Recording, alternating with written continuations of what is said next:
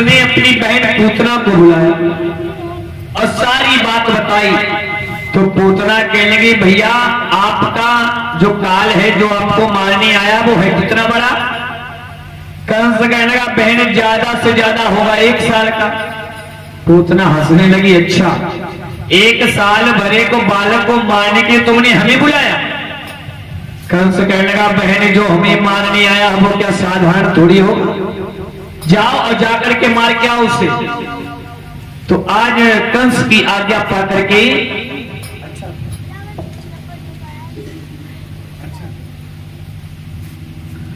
और लल्ला अच्युत भगवान के चरणों में 50 मुद्राओं का दान करना आशीर्वाद है मेरा।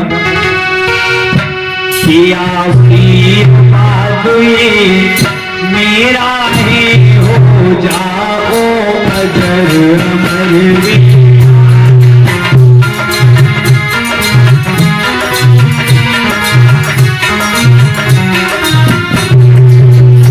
भगवान सहायक रही सदा, तुम रहो सदा सेवक बेटा।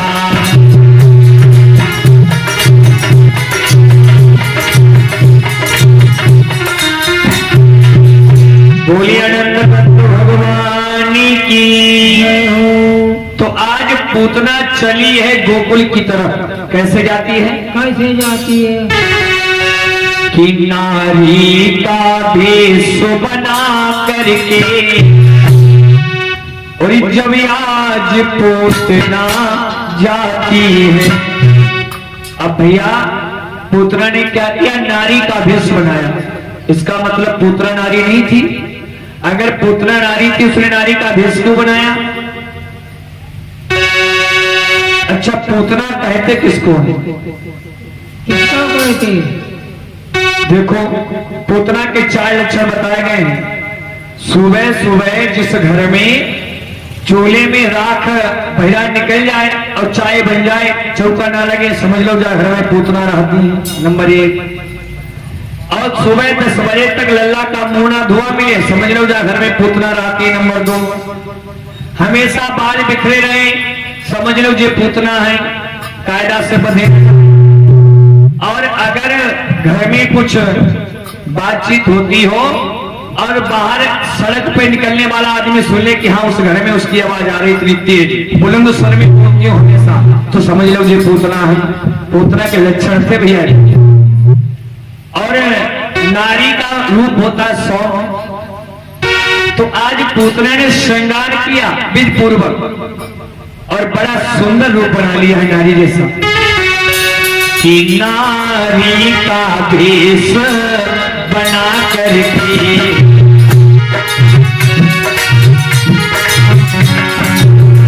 नारी का भेष बना करके, जब आज पूतना जाती है,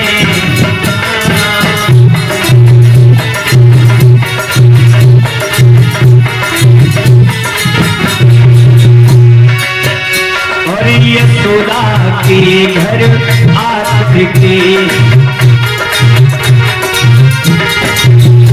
और यशोदा के घर आकर के, यशोदा यशोदा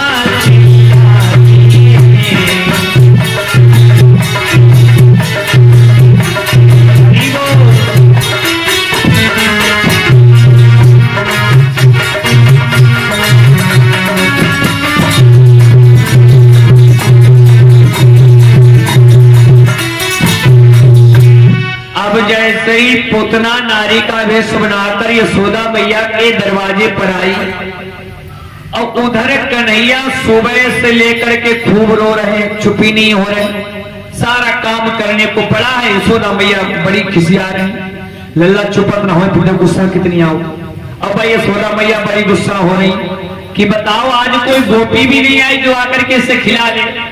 अब उसी समय आ गई पूतना, चिल्लाने लगी, अरे मैया यशोदा, अरे देखे तुम्हारा कन्हैया कैसा है, जब तुम्हारे लाल ने जन्म लिया तो अपने मैके में गई थी, अब मैया तो यही चाहती है कोई आ जाए गोपी।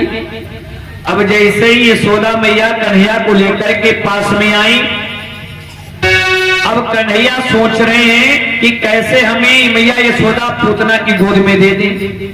अब पूतना सोच रही कैसे कन्हैया आ जाए, अब इधर मैया सोच रही है कि कैसे कन्हैया पुत्रा की गोद में चला जाए। भाव तीनों के एक ही हैं। तो जैसे ही आज पूतना ने हाथ बढ़ाए हैं कन्हैया को लेने के लिए और यशोदा मैया ने कन्हैया को आगे बढ़ाया, तो कन्हैया एकदम से पूतना की गोद में झटाक से चले गए और चुप हो गए। यशोदा मैया गुस्सा होने लगी, देखो हमारी गोद में कांटे थे और इसकी गोद में जाते जाते चुप गया। अब उन्हें क्या पता भगवान क्या लीला करने वाले हैं। तो आज जैसे ही यशोदा मैया तो अपना काम करने चली गई, सारा घर का काम पड़ा है और पूतना कालकूट नामक विष लगा करके आई स्तनों में। सोचने लगी इसको दूध पिलाऊंगी तो होंठ पर लगते ही विष और ये मर जाएगा। तो आज पुत्रा ने गोद में कन्हैया को बैठा लिया, ले लिया और आंचल से ढक लिया। अब भैया माता का आंचल एक होता है और उसके काम देखो कितने होते हैं। कितने होते हैं? नंबर एक, अगर सुबह सुबह लल्ला का मुंह धोने चले और कोई कपड़ा मिले ना तो उसी आंचल से धो देती, पोंछ देती है, नंबर एक। और थोड़ी देर में अगर कुछ परोसन चले, कटरिया बिलिया कोई पानी तो बहे पूछे पुछा से पोंछ देती। हमने भैया बहुत दवा किस देखो इस। और नंबर तीन, अगर दूध पिया में तो ढक लिया आंचल से। अगर किसी को गाड़ी दे कोसे तो आंचल गंगा मैया घर फैला देती, गंगा मैया को संख्या ना सुकर दी। तब एक आंचल कितने काम करते हैं। तो भाई पूतना ने आंचल से ढक दिया कन्हैया को। नतनी का भाव सब और समझ गए भगवान, अरे उन भूतों के साथ ही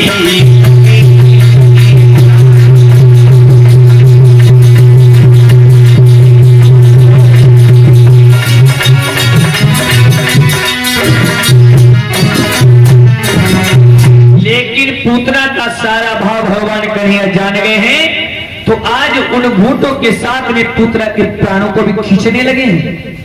अब तो जैसे ही दर्द होने लगा पुत्रा चिल्लाने लगी है कि चिल्लाई धारे मार मार, अरे बस चला न खलिया से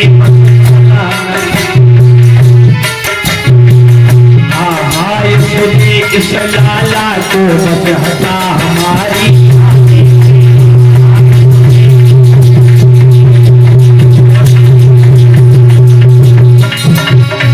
जीती जागती अगर अब मैं घर को जाने पाऊंगी, मैं घर को जाने पाऊंगी तो शपथ पुत्र की कहती हूँ गोकुल में कभी नया।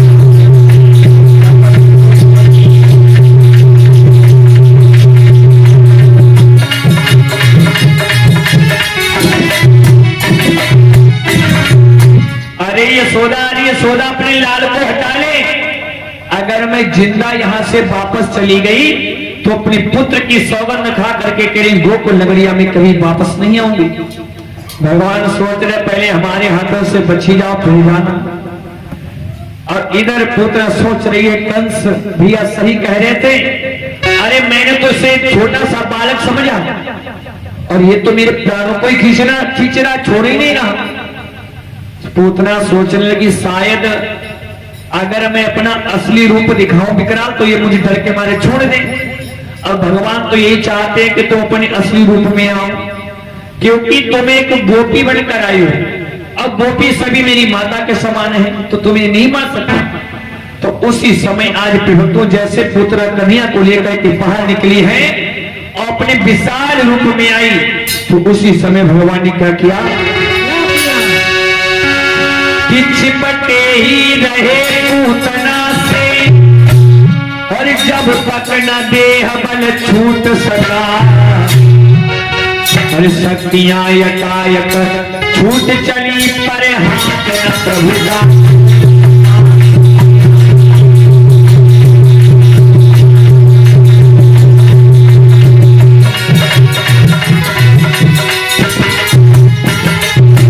आज भगवान कन्हैया पुत्र को नहीं छोड़ रहे हैं, इतना चिल्ला रहे, पुत्र भागती जा रही, लेकिन सारी शक्तियां कमजोर पड़ने लगी। लेकिन भगवान कन्हैया का हाथ नहीं छूट रहा है।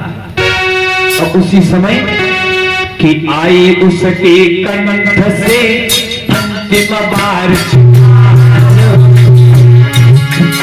एक धमाका सा हुआ, गिरी पिशाच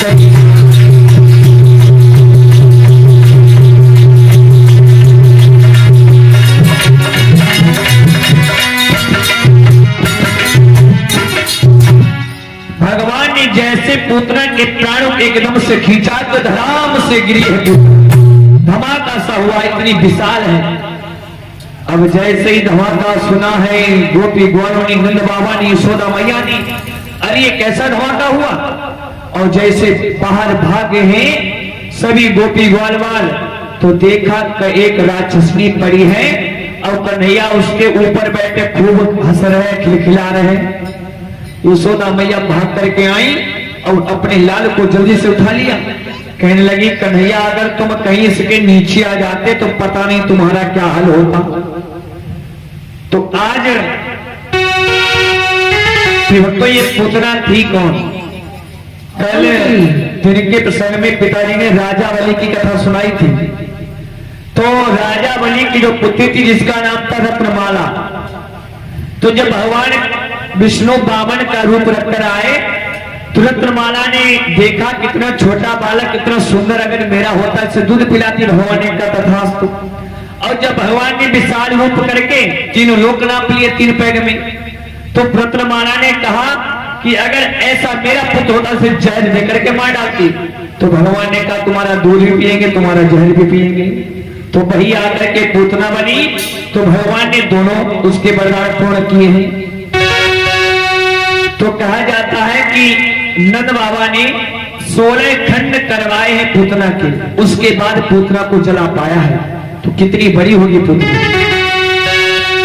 आज के भक्तों कि फिर ईंधन एकत्र कर दिया उसे जलवाए, पर किए दान धन धेनु पट यशोदा ने घर आए। यशोदा मैया आई कि चलो मेरा लल्ला बिल्कुल मौत से बचा है, थोड़ा दान